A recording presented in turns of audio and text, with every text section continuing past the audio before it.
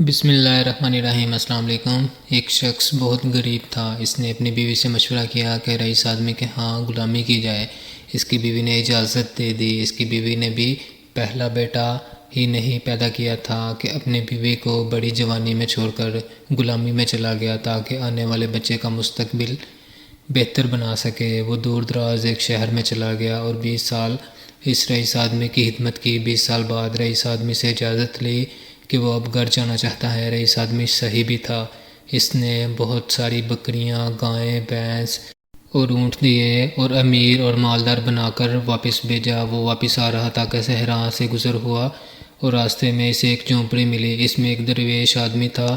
اس کے پاس رات گزاری۔ غریب شخص نے رات کو درویش آدمی سے گزارش کی کہ وہ اسے نصیحت کرے۔ درویش نے کہا کہ میں نصیحت کروں گا، لیکن میں نصیحت کرنے کی قیمت وصول کرتا ہوں۔ اس نے قیمت پوچھی۔ کہا ہر نصیحت کے بدلے ایک اونٹ۔ اس نے کہا کہ میں بہت مالدار ہوں، نصیحت مل جائے تو اونٹ کی کوئی بات نہیں۔ اس نے قیمت ادا کی۔ بزرگ نے نصیحت کی، جب بھی آسمان پر تاریک لائن میں دیکھو تو فوراً کسی پہاڑ پر چلے جانا، سیلاب آئے گا۔ اس شخص نے کہا کہ یہ نصیحت کسی کام کی نہیں، مجھے کوئی اور نصیحت کیجیے۔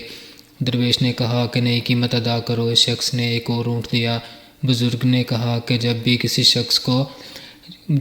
شخص کی آنکھوں میں شیطانی چمک دیکھو تو اس سے بچنا، وہ تمہیں قتل کر دے گا۔ اس شخص نے کہا یہ نصیحت بھی میرے کسی کام کی نہیں، مجھے کوئی اور نصیحت کیجیے۔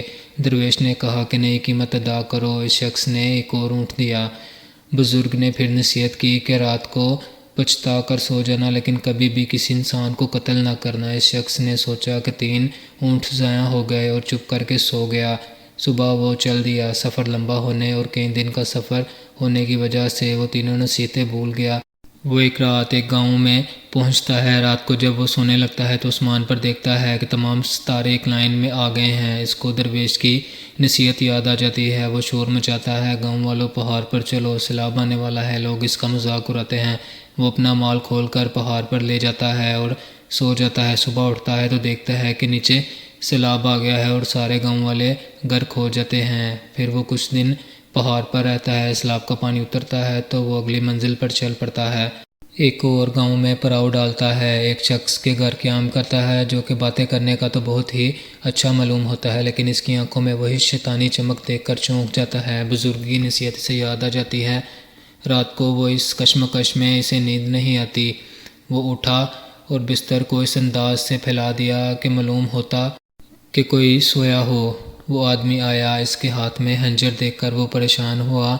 وہ آیا اور بستر پر خنجر مارنا شروع کر دیا۔ اس نے اس کو پیچھے سے پکڑ کر مارنا شروع کر دیا اور اسے باندھ دیا۔ پولیس کو بلایا اور اس کو پولیس کے حوالے کر دیا۔ ہر کار وہ رات کو اپنے گاؤں میں پہنچتا ہے اور اپنے گھر کے پاس پہنچ کر دیکھتا ہے کہ گھر میں اس کی بیوی کسی اڑیل نوجوان کے ساتھ والی چارپائی پر سوئی ہوئی ہے۔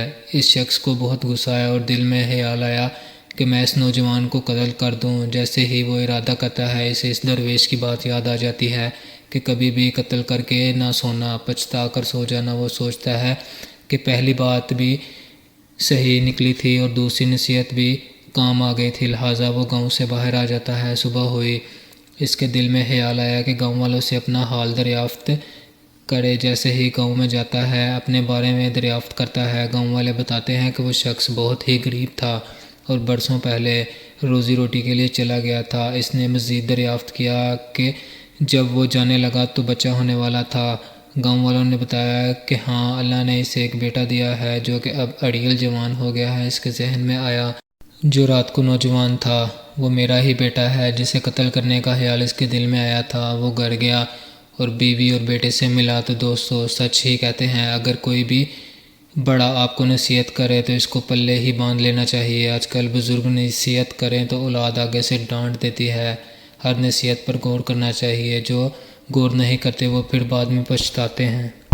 دوستو، اللہ تعالیٰ کے 99 ناموں میں سے ایک نام ضرور کمنٹ میں ٹائپ کیجیے گا۔ اگر ویڈیو اچھی لگی ہو تو چینل کو سبسکرائب کیجیے گا، ویڈیو کو لائک کیجیے گا۔ اللہ حافظ۔ السلام علیکم۔